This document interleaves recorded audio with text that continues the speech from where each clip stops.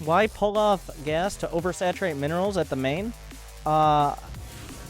Workers 17, 18, and 19 still get nearly 100% efficiency on a base. It's only like worker 20 plus where you start losing a lot of your mining efficiency. It's better to have those minerals, and you're not going to need the gas anyways.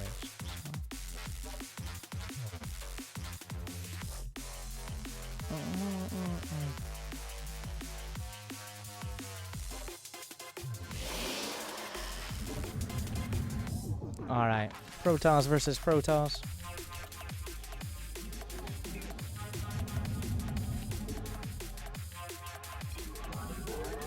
So much skill and MMR difference between Diamond 3 and Diamond 2, that's why I would disagree with that statement.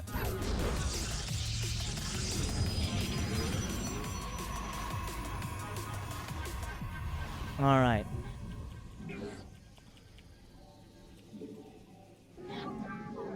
I'm gonna go for the safest opener.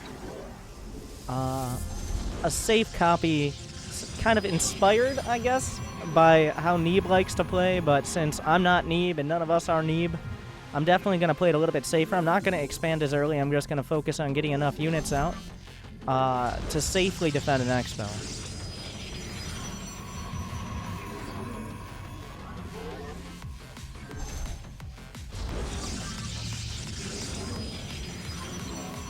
Gonna scout off this gate. He scouted very early. I should still get there easily by the time the Cyber Core can finish. He's just chilling down there. I don't see any pylons, so no cannons yet. Gonna get that Cyber Core immediately.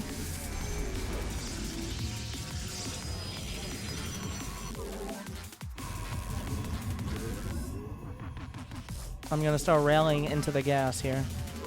I don't need that much gas early if I'm going to go for an expansion. I'm going to get my pylons. It's important. Pylon placement in PvP is super important. Like, he has 2 pylons, but if I decide to go for a Stargate or something like that, what are these pylons going to protect? They're not protecting his mineral line at all, and I'm going to exploit that by getting 2 Adepts early on. He's also made a pretty big mistake. His Cyber Core is very late. So this is one of those games where I could potentially just win with 2 Adepts. I'm not going to rely on it, but just because his pylons aren't in position, his Cyber Core is going to be so late, his Mothership Core is going to be delayed.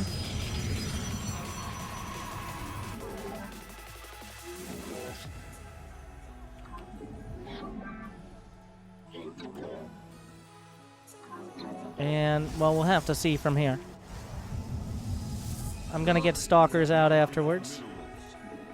See if his probe is still down here. There's no probe here. But I'm going to take these Adepts, get them across the map as quickly as possible. And I'm going to work towards my own expansion as well.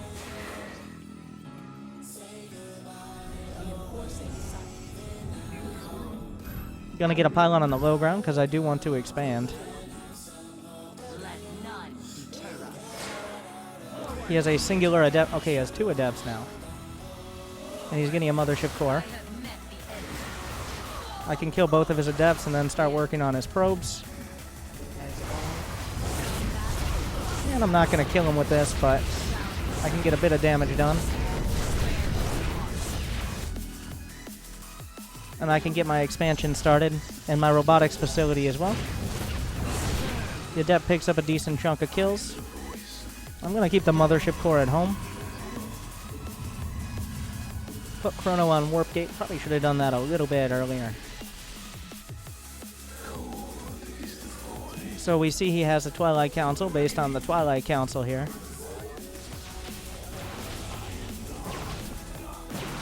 I'm using hold position so I don't go too close in there. I'm gonna get another gate and get my own Twilight Council, but I'm gonna have a Robo in case he goes for DTs, so killing a few probes here. But this just comes down to the basic build itself and all those timings.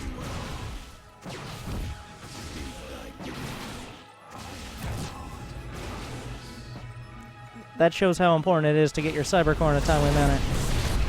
He will. I'm going to go walk away with the Stalkers. See you later. But I can get an observer, and then I'm just going to get some more stalkers, and I'm going to sit back on my 2 bases. He shaded forward and he killed one, but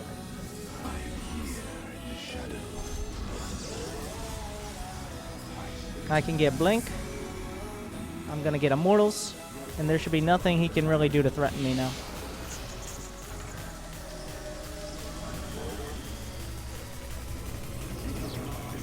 This is just your basic 2-gate spam. It's just very important to get your core values. Your Cybernetics core, as well as your Mothership core, are your priorities. Scouting is not your priority. Working out what type of harass to do is not your priority, but you should be able to say, like, I'm going to put my first pylon here, and then I'm going to get my gateway down immediately, my second pylon here, stuff like this. This is all stuff that should be, even in, like, silver, something you have a plan for before the game starts.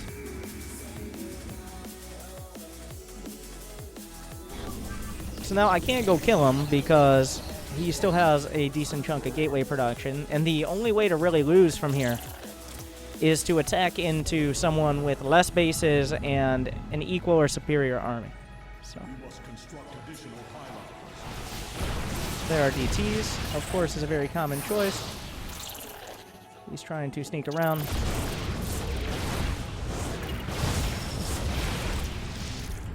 The DT is not a surprising choice for someone that far behind. May get another observer out. And we can get cannons in the mineral lines as well, in case he finds a way to get DTs by.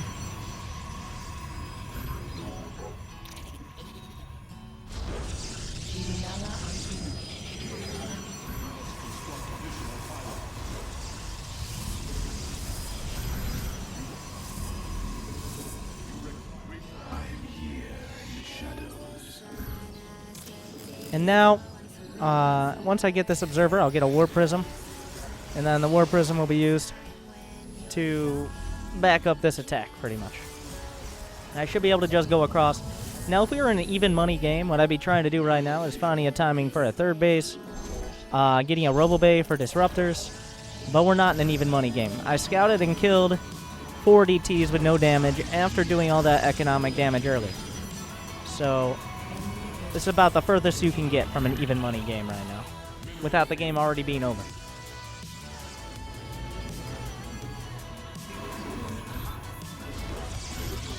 Get some more pylons.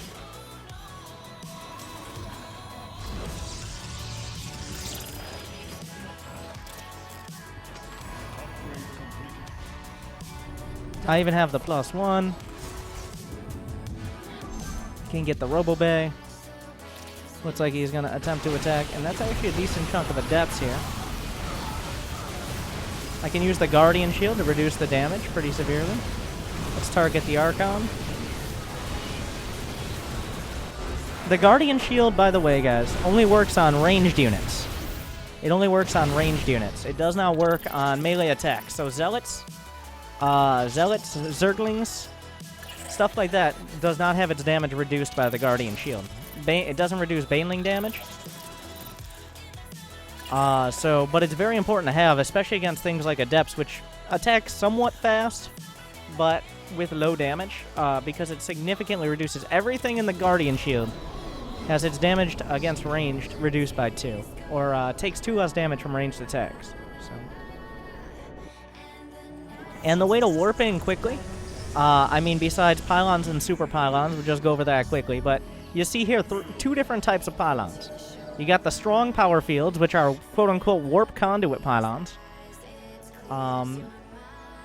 Warp conduit pylons, or super pylons, and normal, boring, shitty pylons, non-super pylons. A super pylon is one that's near a warp gate or a nexus. Like this one is not within the power field of the nexus, but it is within a warp gate. This one is not, for example. So at that, it takes 4 seconds to warp in. And on a non-super pylon, it takes... Here's your comparison. The firstborn shall persevere. There's quite a difference. Glory to the Daemon. But, alright, I think I went over that point. I'm going to show you guys how to warp in very quickly as well. In order to warp in more quickly than just like the normal click and warp, we're going to wait for the gateways to recharge. But if you hold shift after hitting your warp gate button, default is W. I use W for the warp gate hotkey. But instead of just clicking each time, if you hold shift on, say, Stalkers, I'll just hit warp gate, hold shift S, and then I have to get supply block. Stop ruining my examples, army. I got supply blocked in the middle of that. Also, you want to make sure you're not supply blocked so you can actually warp in some units. That's important when attempting to explain how to warp in units, because otherwise you cannot warp in units, and you look like an idiot. All right. I'm holding shift H, and then you can warp in with a lot less actions there. Any other questions about warp gate or anything like that? Now, fun fact about the Adepts, by the way. You can cancel the shade from either the shade or from the Adept itself. So if I want to cancel, I press escape on the shade. It also works if you cancel from the Adept. Show an example of that. And then, so either end of it you can cancel from as well. How do you switch bases by hotkey? You can use the cam keys command. I went over camera location hotkeys earlier. But yeah, cam keys command. Maybe I should make that the camera hotkeys command. That would make more sense, but... Tips for how to control Adepts? We serve with pride. I mean, in general, with the Adepts, you should always be shading. This is mostly against Zerg, but you always want to shade just to create the threat. A lot of players, like, if you shade like this, they might move their entire army up that ramp, and then bam, you force field. And the best way to select your Adepts, like you have an army like this, the best way to select your Adepts, at least the way I do it, is I control-click on an Adept. A control-click selects all of a certain type of unit. So that way you can select only your Adepts, and you don't have to fiddle around with a bunch of different spells and be able to shade through. Will the shades be interrupted if you load the Adept into a prism? You can't load an Adept into a prism unless you've canceled its shade. So you actually have to cancel the shade in order to load into the prism. Example. I'm trying to load in with the right click, cancel the shade. There you go.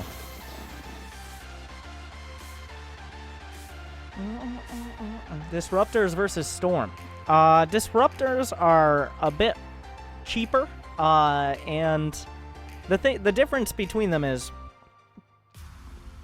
they're a bit more accessible because in pretty much every matchup, you go for a Robo early. So 1 or 2 Disruptors with a Robo Bay is a bit cheaper than waiting for a Templar Archives and Storm to research. So you can get access to Disruptors earlier. Storm is better in the later game, I would say, because Disruptors can be countered by several things. But Disruptors are a better and easier splash damage option early on. So...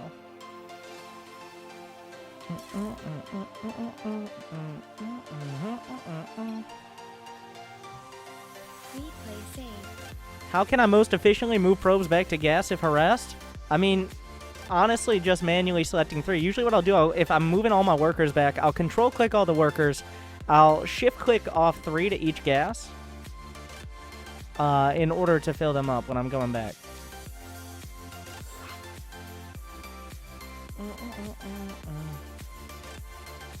How to counter Corruptors by ground toss? If they're really heavy on Corruptors, you make some Archons, and you go fucking kill them. Because if they have, like, say, 30 army supply and Corruptors or more, and they don't have Broodlords, they don't have anything that really counters your ground army, right? So...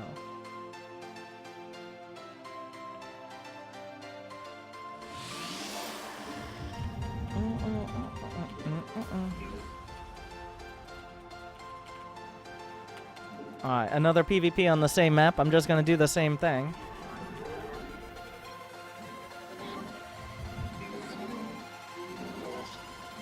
Get that first pylon. The idea is to create kind of a triangle, just a protective field around my mineral line. So that way I can overcharge the pylons against things like Adepts or Oracle coming in. That's why I'm not stacking up my pylon. If I come under direct attack, that's going to kill an overcharged pylon. I've probably already lost the game anyways at this point. So I just want to protect myself against harass with the early pylons.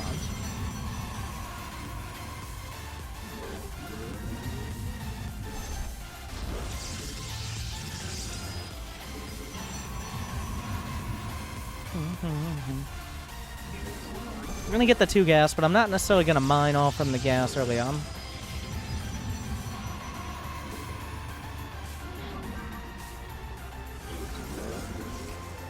When to take the shields upgrade?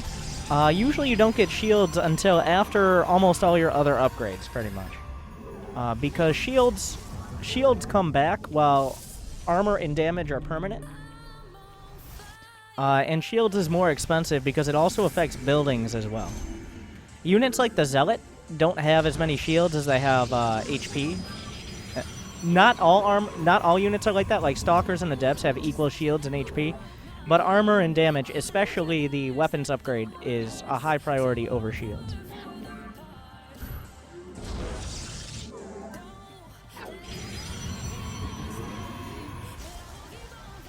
And he's doing... This guy definitely has a more solid build than the last guy. So now we should be able to get to at least something of the mid-game here. How important is base layout? Especially for Protoss, and especially in Protoss versus Protoss, base layout is one of the most important things. Your base layout will either can save you from so many attacks, like where your pylons are, whether you have super pylons for those quick warp-ins. These are all incredibly important, especially in Protoss versus Protoss, which is the lowest base count matchup. In PvP, you most customarily have the least amount of bases at the slowest timing. So that makes how you set up your base early the most important.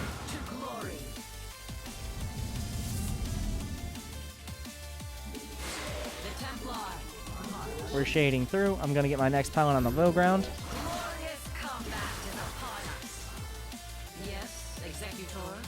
And I got the first hits off on the Adepts there, so that was very good. He actually went for the expansion behind. Give us your command. I have met the enemy.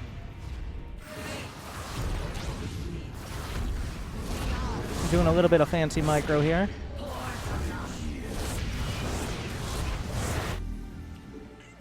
And get my expansion as well.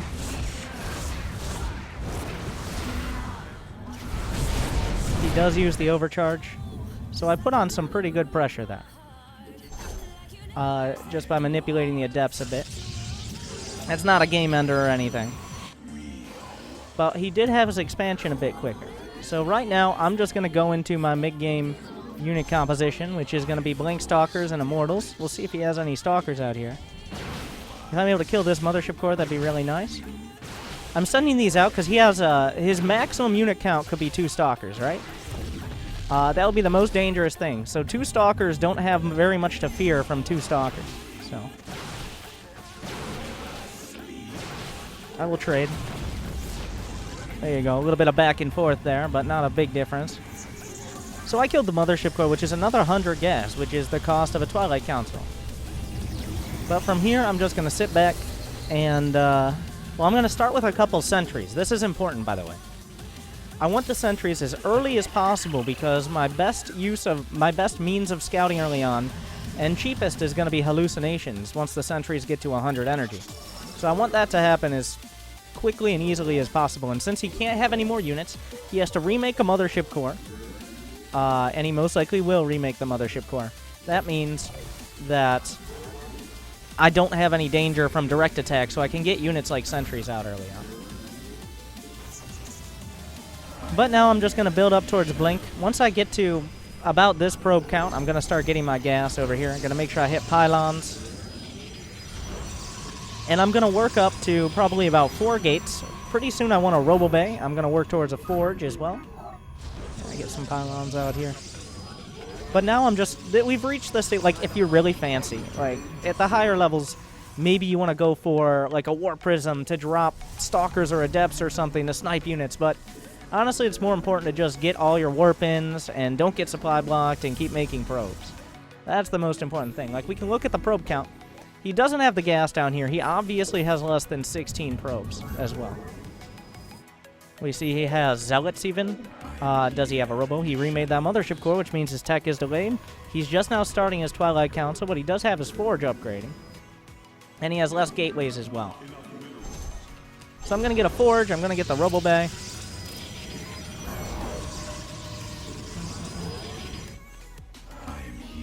And I'm actually going to get a warp prism. This warp prism is going to be for potentially warping in adepts or harassing with them. But it's mostly just as another tool because I already have immortals and he does not. So that's simple enough. Yeah, I'm already ahead in the immortal count. I'm getting my robo bay. I have more gates. I have more probes. And I'm about to have more bases as I go up towards the third because I know my army is stronger and there's no way he can pressure this base. But I can't necessarily attack him directly. Just because you have a slightly bigger army does not mean you want to attack. It means you want to get more ahead. When you're ahead, get more ahead. And right now, I'm definitely ahead. So I'm going to work with that. I'm going to start making disruptors. I like to hotkey my warp prism usually on 6 because I plan on putting my disruptors on 3. I'm going to put a few adepts in this warp prism and have them in position to potentially... Like, if he attacks me, I'll bring the warp prism in. I'm immediately getting the adept glaives after the blink as well. And this is about that timing.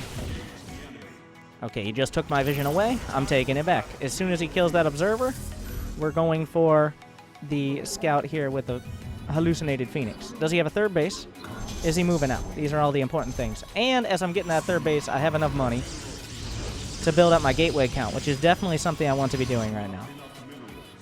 Are you attacking? No, he's not. But I'm just going to chill here with a hallucinated phoenix and see if he's moving out because I can't let that vision slip. I need to see where he is because the only way to lose is get caught in like a weird angle. We serve with pride. Okay. Gonna get a secondary robo. Warping in some adepts for the army. I have met the enemy. Glory I have a third base up. I'm just filling in my unit composition right now. I've been ahead for a while, and I'm solidifying that. I'm going to get an observer to run with my army as well. Also, cannons in each mineral line because DTs are annoying. Going to keep that vision. Have another option for harass. Have this adept at the third base to keep him from getting a third. This finished up a bunch more gateways as well.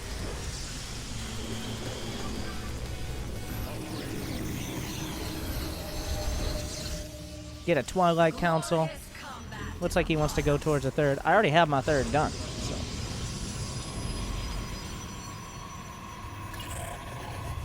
And once he starts going towards a third, and now I have all these gateways ready to produce, that's usually about when it's time to start attacking. I have a warp prism on the map. I've got cannons in my bases. I've got plenty of gateways, and I'm about to go up to about 4 disruptors. So this is about the timing to attack.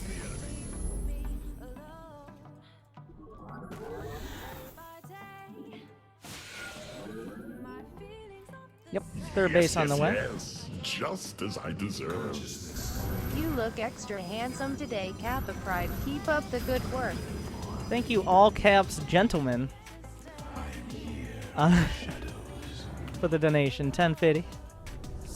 Glad you enjoy, and I'm glad you think so. I'm gonna get all these pylons before I move out. I'm gonna get a hallucination. See if he's up that ramp. And we're gonna bring the disruptors. I'm making more behind. Make sure I have my charge and everything. But the key to disruptors is minimizing risk while maximizing reward. It's simple enough. Easier said than done, but I'm never gonna move all my disruptors into the danger zone. We're just gonna go fishing with one to start. That was a good start. And I'm gonna warp in a bunch of adepts over here as well to hopefully pull them out of position. Also to use that warp in as well. Now we see his armies push back a bit here. But this should... I've moved the adepts in as well, which should distract him. and move his army slightly out of position. And there you go. We got a nice juicy hit over there. Nice juicy hit over here. Nice juicy hit over there. And I can blink over the top here. And I wasn't spending my money very well, but just little micro moves. And just minimizing the risk. Catching him as off guard as possible. But I usually don't use the hotkey. I select one disruptor at a time when I'm going back and forth, so I can just move the one disruptor out. And because his economy, I think he was trying to tech up really quick. It looked like he had blink, but if you're the attacker with disruptors, especially at the lower levels, you're usually better off. Especially when you're attacking, like with units like the Disruptor, especially at like gold, platinum, diamond, if you're attacking, you have an advantage because your opponent is probably not going to be paying as much attention. You know, when you're sitting back, you get surprised by something. So that's why I was trying to keep vision of where his army was at all times. And if I see that army is kind of sitting back, then I can jump on it before he can react. How many gates is too many gates? I would say, unless you're actually actively, like, even I had 2,200 minerals at the end there. I would say per base, 4 gateways per base is a good number to have by the time you solidly have your bases up. That's for once you're getting your third base up. Before that, like, when you're just going 2 bases to 3 bases, you don't necessarily want to have 8 gates at that time. Usually what happens, especially as Protoss, you have 3 gates or so off of 2 base, and then you have a big swell after you get your tech up, like you have your robo. You need to have your tech tree, all right? You don't want to start branching out too far early on. You got to get a solid base to work off of, and I chose the robo units. So I have my disruptors coming up. I have immortals to make sure I don't die to any early attacks. And then once I finally have all these pieces in place, I can add on the gates. And I want to do it sooner rather than later, but I want to make sure I have all my pieces in place before I'm adding on a bunch of gates. But when I do add on the gates, I don't want to stop at 5. I don't want to stop at 6. I'm looking at 10, 11, 12. So that way, when I inevitably fail at multitasking and don't pay attention to warping in, I'll have a big warp in I can do of 20 supply of units immediately.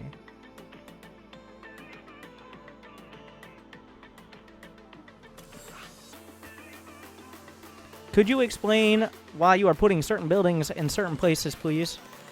I'm actually going to go look at that last game and go over it. I think that's better.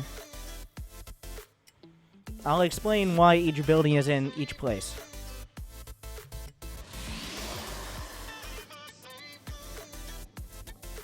And of course, the biggest ones are the pylons. The biggest ones are the pylons, because the pylons are how you warp in. They're where you can put your tech, and they're where you can use your overcharges. Now, in Protoss versus Protoss and Protoss versus Terran, I put pylons in effectively the same place. I'm going to build my base up here. I'm going to jump to that point where I have 3 pylons in my basic tech.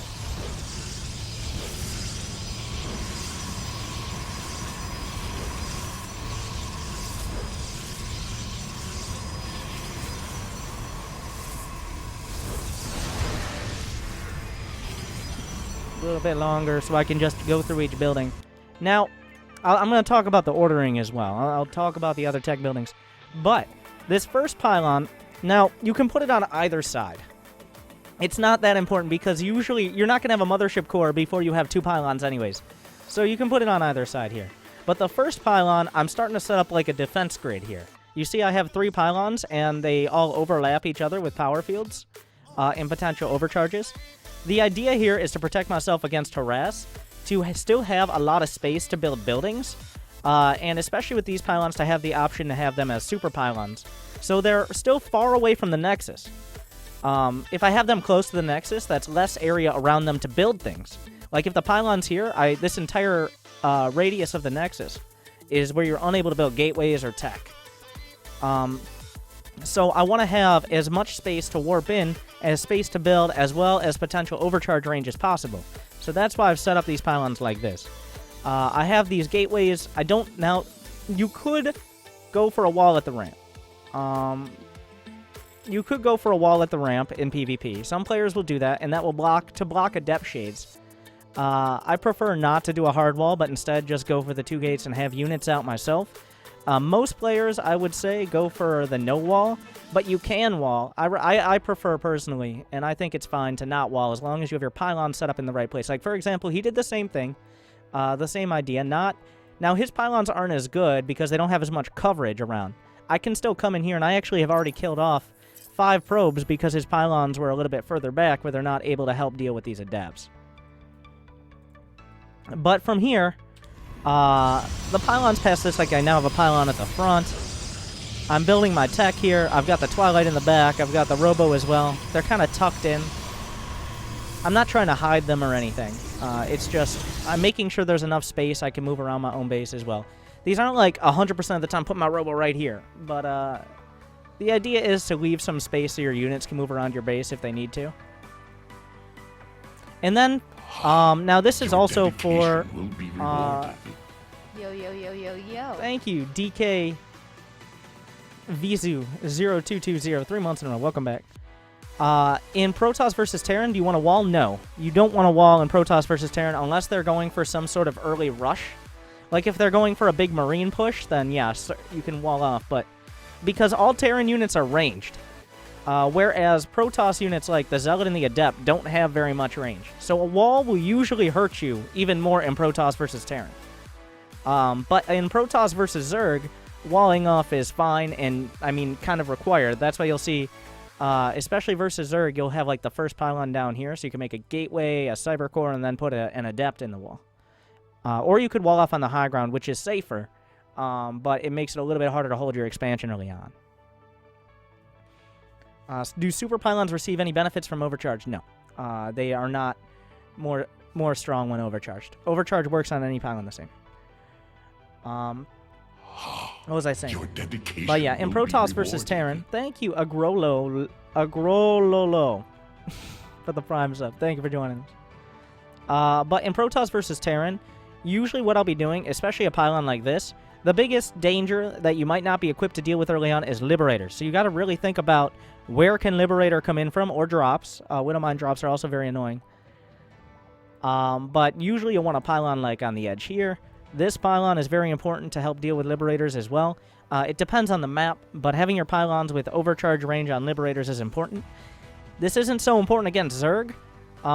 Usually against Zerg, you'll still want to have, even if you're expanding early, you still want to have one pylon in your main mineral line because of things like Zergling drops, and then eventually you want pylons lining the edge of your base, like 1 or 2, to look for those potential drops. We're talking like 40 or 50 supply in as Protoss.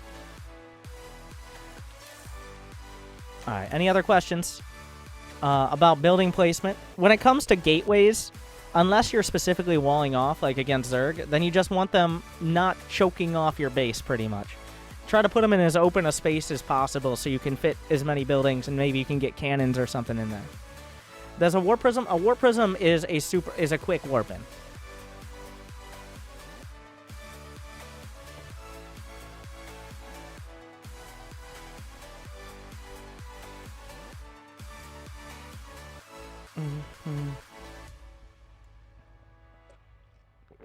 But yeah, pylon placement is one of the most important things, and that's why a lot of Protoss, that's probably the easiest thing. It's like Overlords. It's like Overlord placement for Zerg. But it's probably the easiest thing to just be like, this is how I'm building my pylons. But it's something that a lot of people just, fuck it. The pylons are, we're going to make 3 pylons right here. And they're going to protect nothing. I'm going to lose games because I can't protect my mineral line. So there you go. Is it always, do you always need a second base early? I would say at the latest by the 4-minute mark you want to be starting a Nexus. Unless you know for a fact they're doing like a 1 base all-in. There's almost no reason you shouldn't be able to get a Nexus by a second base by 4 minutes at the latest. Usually a lot earlier, but at the latest starting it. Unless they're doing some sort of attack or major pressure or something like that. Is it worth making 4 Adepts before Warp Gates are done, or should the economy go into other things? Usually you make 2 Adepts and then 2 Stalkers. out of the warp gates. Out of the gateways. Usually you make, if you're only going one gate, like against Zerg or against Terran, usually you make 2 units, maybe 3, out of the gateway while warp gate is finishing. But if you have the 2 gates here, usually it's 2 Adepts, then 2 Stalkers. You can go with 4 Stalkers. But that's usually what you're building. Where should we place the Mothership Core? It depends on where you have vision. That's actually a very important question. Sure, you can have pylons in a great spot, but if your Mothership Core is just dicking around over here, where an Oracle comes in on this side, it's not going to do anything, right? So your Mothership Core should go where you're weakest. If you're weakest to a direct attack and you've scouted they're going forward, like in this game I have an Observer to see if he's doing a direct attack, I really should have my Mothership Core at this timing after I see he's not going to do a direct attack. I should have it in the main. Because I have nothing in the main and I have an army at the front and I have vision if he moves out for a direct attack. If I'm going out for an attack, it should be in the main. If I see he's attacking me, the Mothership Core should be pretty close to the front. It should be where you need the most defense. And that kind of comes down to, it's not just where you place your Mothership Core, it's how you get vision and where you see the army.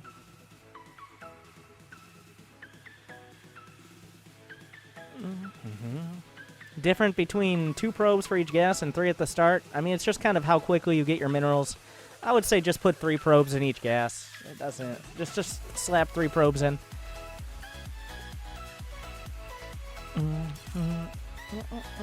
I could play a game with the least amount of APM possible. Do you guys want to see that? I don't recommend intentionally playing slowly, but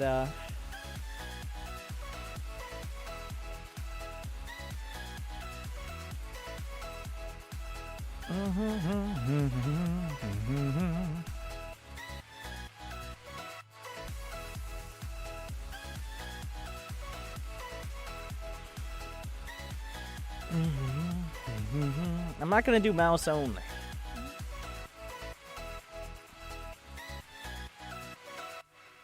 I'll do one game of playing, like, just... The thing is, I'd say 20 to 30% of my APM, even now, is just the spam of all the little extra stuff that doesn't need to be done or does very little.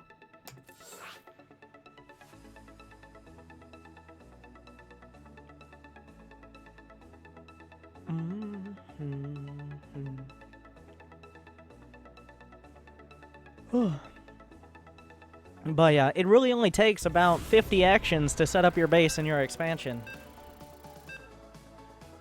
When it comes to making workers and rallying them. We've got another PvP on Frozen Temple. So a lot of consistency with Protoss tonight.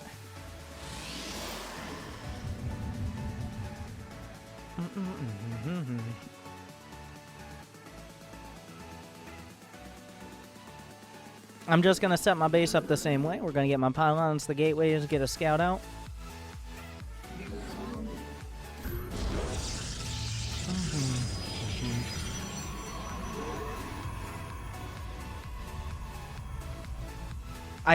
The thing is, I'm so used to playing, like, at least at a certain minimum speed. That's how my commentary works. When I play slowly, intentionally, I'm actually thinking harder about what I don't need to do. Which is why the commentary becomes kind of lacking.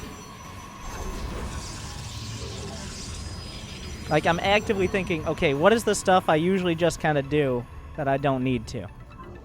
I'm going to go get the second gas now. Thank you, Wizzle01. Welcome back 3 months in a row.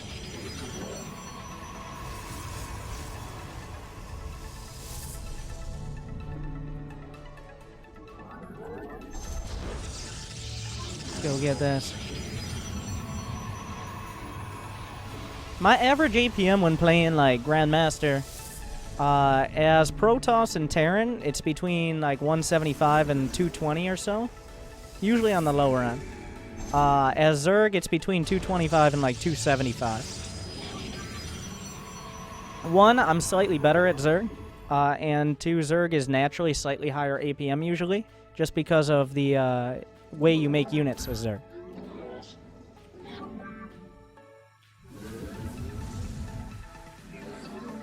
So his pylon isn't in a great spot here. At the front, but... I've seen most of what I need to see here. We're gonna go back home.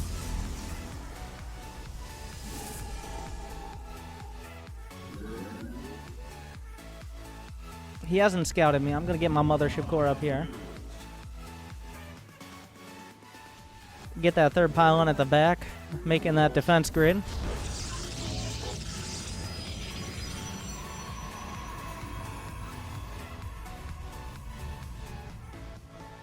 And I'm actually going to go with the exact version of the need build, get the Expo here. Glory to the day. Is always harass needed? Drops or adepts early? It's not needed, but it's very good. If you don't do harass, you don't necessarily force your opponent to do anything, right? And that's where they make mistakes. A well-timed harass doesn't need to be controlled that well. It can still do a lot of damage even if they know it's coming. So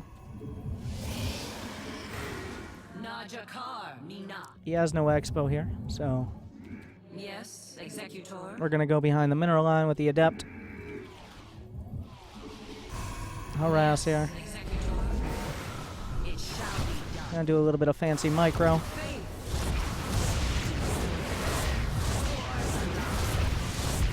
Let none. And we see as a fuck ton of gateways. So what I need to do is make gateways and a robo. I gotta get in. I've killed 7 or 8 probes here for effectively nothing. So. Gonna get 2 pylons in front just in case he's able to start targeting down one.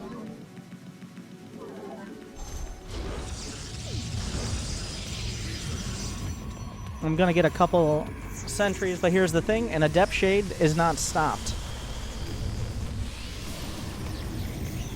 by a force field. So that's something to point out as well.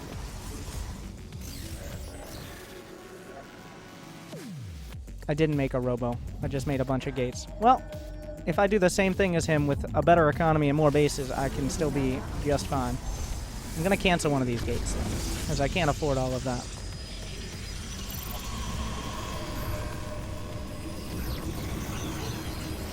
The first force shall persevere. To glory. He's getting those Adepts out. Combat is upon us. I'll just keep these Adepts in the main to help defend. But yeah, he was very committed to that early infrastructure there. So I'm just going to sit back on my additional bases and eventually just have a bunch more stuff. You can stop the shade with your own Adept Shade, yeah, but are you going to tell me you have the reaction time to always catch the shade? Not even Neeb does it 100% of the time, even when he knows there's a possibility, so. Thank you, Plastic Fork, for the dirty bits. $5 donation as well.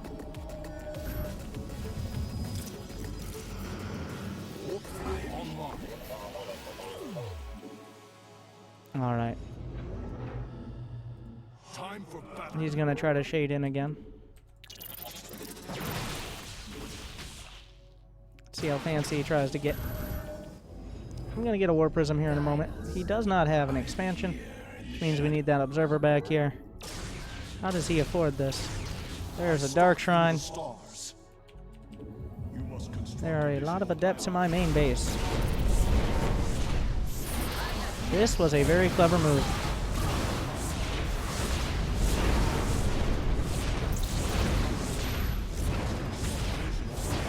You see how he did it now? He got a War Prism in and he actually got the force field on the ramp.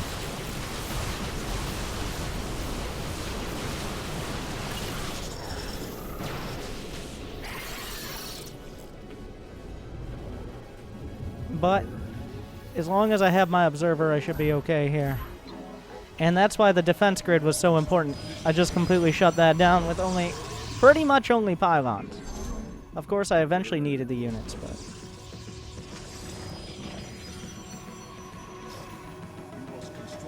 Will he bring DTs in? I'm getting an Observer for each base.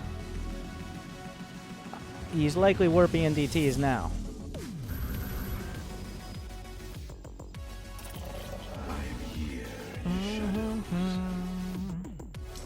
I'm actually just going to use the War Prism to scout here. Get a bit more gas. Also, I'm going to get a couple pylons near the edge so that does not happen again.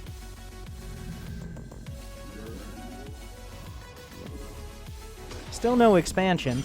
At this point, we go look for hidden bases because there's a chance he's just hidden a base and he's working off of 8 gates and 2 bases, which would be pretty mediocre for me, obviously.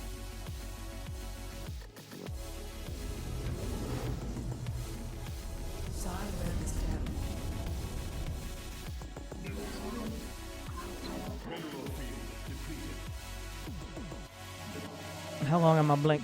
We're still pretty far off. It doesn't look like he has any more bases. Is he starting this yet? So his army is somewhere. I mean, obviously, but... Oh, great job, me here. There's a couple DTs. So at some point, we do just move out. Even though he's down a base. At some point, we just attack. Simply enough. So. And that point is right about when Blink finishes, so I can be sure I get up the ramp. So. I'll keep a few Adepts back for defense. And we'll move out here. The firstborn shall persevere. Get another observer. Yeah, he's going for the expo now. So. Get the Robo Bay. I can get a 3rd base. Get +1 and some cannons here.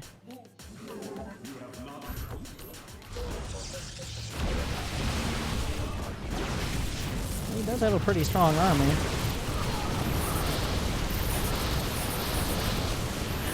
We can do some blink micros. Or just target firing.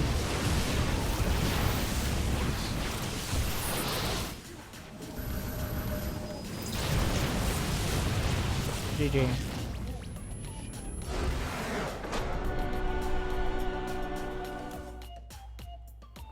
Now let's see where we ended up on the APM tab. 82. He had 79. So about even. But a convincing victory.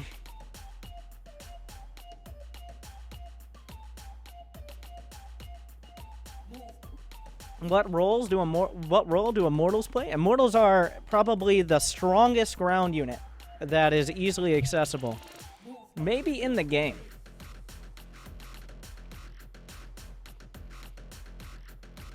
But yeah, the Immortal is just the unit you get before you tech up to anything else. There's almost no situation where you don't want Immortals, especially in PvP. But I would say, unless you have a specific idea of what you want to be doing, if you have a Robo and it's not, like, and you don't have a Robo Bay, then you probably should be making Immortals. Unless they're going for, like, straight to mutas or mass Zergling builds. But I'd say about 90% of the time, if you don't know what you should be producing, it's never a bad idea to get Immortals. Do you feel bad wrecking noobs? No. Okay, a little. But here's your rationale. For every game I play here, and I would never play a Gold Leaguer just to bash on them if I wasn't streaming. For every game I play, and I steal the hard-earned ladder points of some European noobs, if one person watching the stream right now is inspired to play one game, if you think you will play at least one game because of this stream or that game or anything in particular, if you have more confidence or you just feel like playing, give me a Kappa Ross in the chat. If there's at least one person who's inspired to do that, then I've evened it out. And I like to think that there's more than one person. If there was a fresh player, what race do you think you would suggest would be the easiest to pick up and start out with? I say especially for new players, because you're equally pretty terrible at each race, right? You have no idea what you're doing. You just play each race to level 10, whether it's against the AI or you play unranked or ranked if you have the balls. And once you get each race to level 10, whether playing random, or picking each race individually, but When you get to level 10 with each race, you decide which one you want to focus on, which one you think is the coolest, which one, not necessarily you're doing the best with, but which race you like playing the most. And I wouldn't say you should just play that race. I think it's really important, and I think a lot of the reason I succeed with random, and the reason why I don't think the game is imbalanced, or at least glaringly imbalanced, and I don't think there are imba or cheesy builds that are abusive or unbeatable, because every time that I lose to 8-gate Adept as Terran, and I'm like, this unit is fucking broken, I play a Protoss game, I go 8-gate Adept, I fuck it up, or somebody shows me another way to defend, and suddenly now I understand how to beat that build. So having perspective is really important. I don't think new players should just play random all the time. I don't think you should try to play each race the same amount starting out, but I think you should at least try the other races, and with the next patch coming out in just about a week and a half, you're going to be able to ladder as each race with a separate MMR. When you hit Terran, Zerg, Protoss, and Random, they will each have a separate ranked MMR, so now's the best time to get started. Play Random. Start out today, play Random up until that patch. You can pick which race you want, and then on the other days you can play the other races, and everybody's happy.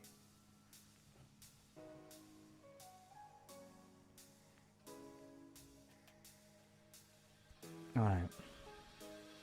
So, I'm going to take Protoss questions for a couple minutes, and then I'm probably going to take a quick break, and then we're going to roll back over to Terran. Advice for PvP cannon rush? Go for the source of the problem. Crouching probe, hidden cannons. You kill the probe, you kill the rush. So focus on trying to pick up that probe rather than trying to kill pylons or cannons. If they're cannon rushing from the low ground, you got to deny vision to the high ground. But get a zealot out. Don't underestimate the power, but always be looking for an opportunity to kill the probe, or better, probes.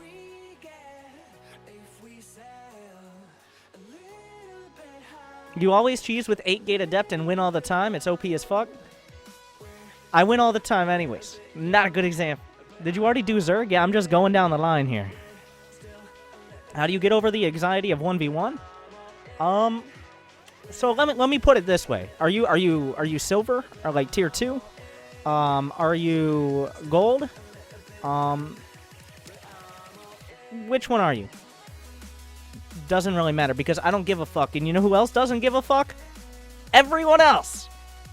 Yeah, you might have a friend or two or a dozen, but even people when I drop out of Grandmaster, not Grandmaster, all right, people are never going to be happy. The only way you get better at this game is by playing more games. It's not going to be 10 games from now.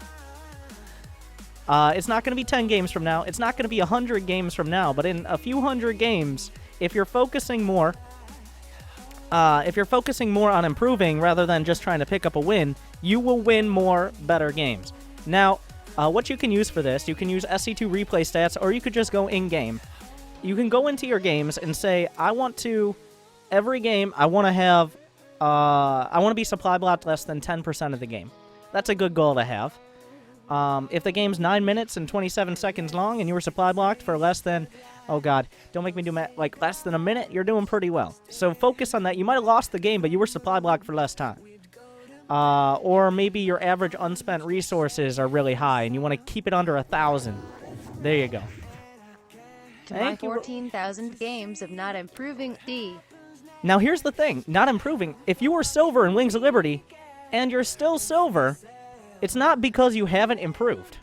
Because everybody is improving at the same time. A silver player in Wings of Liberty was much shittier than a silver player right now. I mean, don't talk to me about the same percentile. That means you've been improving. You've just been improving at the same rate as everyone else. So it's not like you haven't learned anything. It's just you got to learn a little bit quicker.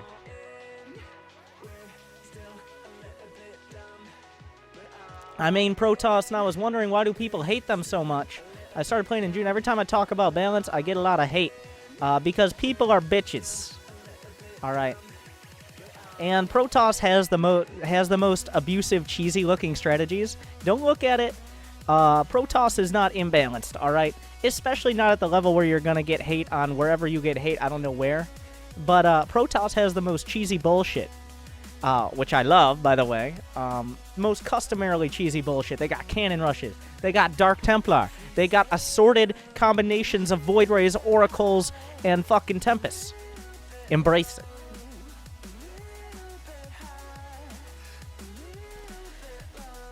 As a complete noob, is it better to focus on build orders or micro? Literally don't micro. Literally just pump out 100 naked Marines as quickly as possible, and I guarantee you'll win more games than if you were trying to micro 10.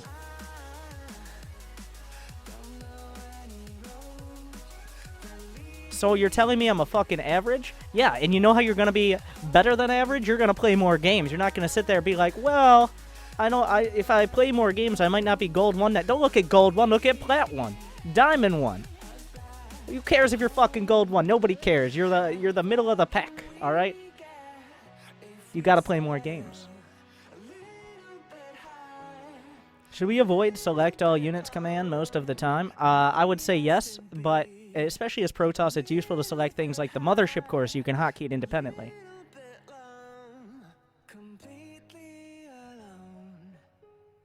If I start SC2 right now, will there be enough low-level players for me to play against? Currently, you know how many people play StarCraft each month? 50,000, 70,000? No, it's 2 million. Your dedication. And a large percentage of them are playing ladder, so let's just put it that way. Failed to remind me to resub. Welcome back, baby. 3 months in a row.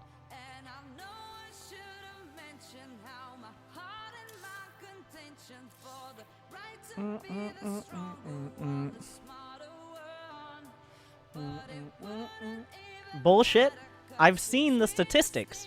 I went to the Blizzard Community Summit and looked directly at the player numbers. Here's the thing. They're distributed between all the different servers. This is the thing I think Blizzard is working on, and they've gotten better at, but still not great. Like on Steam, you have a huge group of friends. You got Steam groups because of the way StarCraft is set up.